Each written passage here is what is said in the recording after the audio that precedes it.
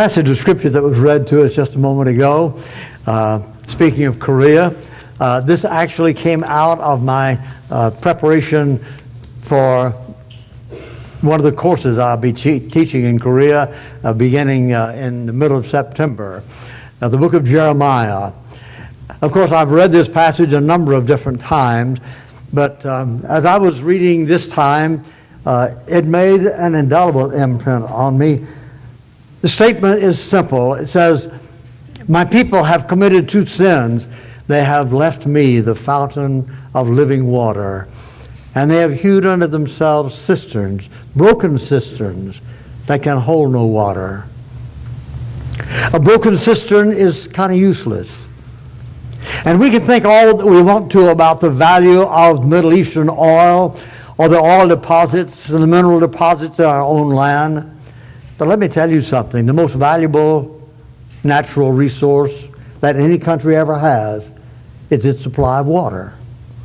We can't live very long without water. We can live quite a while without oil. We can live without iron and copper, but we can't live without water. Here's a picture that Jeremiah is picturing, the scene that Jeremiah is picturing for the people of Israel.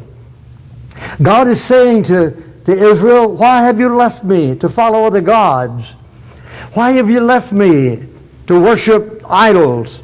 These really are no gods at all. Why did you leave me?" And then he describes himself in the very vivid term of, "You have left the fountain of living water." The fountain of living water. And what have you gone to? Oh, you've gone to a cistern that is all broken up, and it won't hold any water.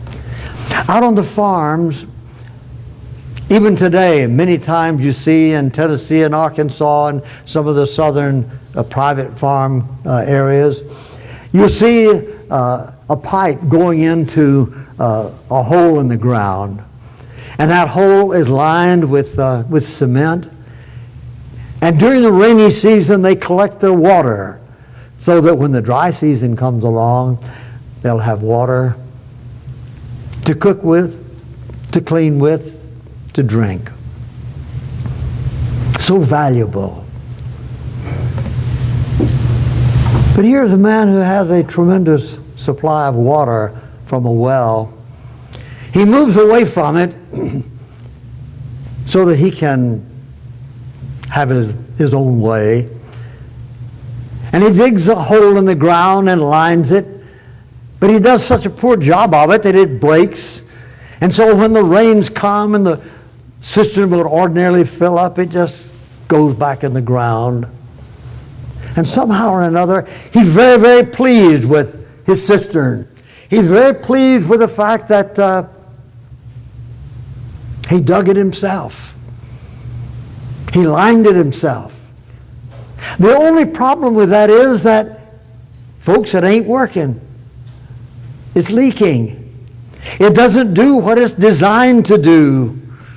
Why would you have left the great well, the spring of living water, and gone off and just dug a cistern that was so inferior that it wouldn't hold any water?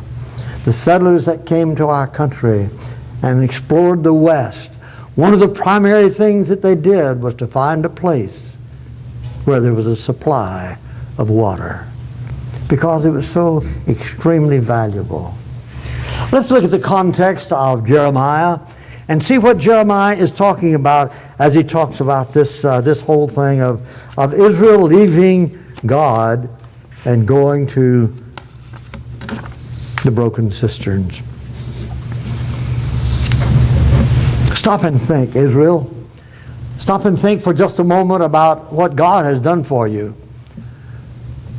You pray now to a piece of wood, Israel. You pray to a stone, Israel. A stone that cannot answer you, a piece of wood that can do you no good. Why did you leave me? Stop and think, Israel, of what I've been to you in the past. And if we want to, in our minds, we can go through all kinds of things that God has done for Israel. Way back yonder when they were slaves in Egypt, God said to Moses, Moses, go back to Egypt. I want you to deliver my people. And Moses goes back. And Pharaoh says, no, I will not let the people go. And God brought on Egypt a number of different plagues and showed his power and his love and his concern for his people.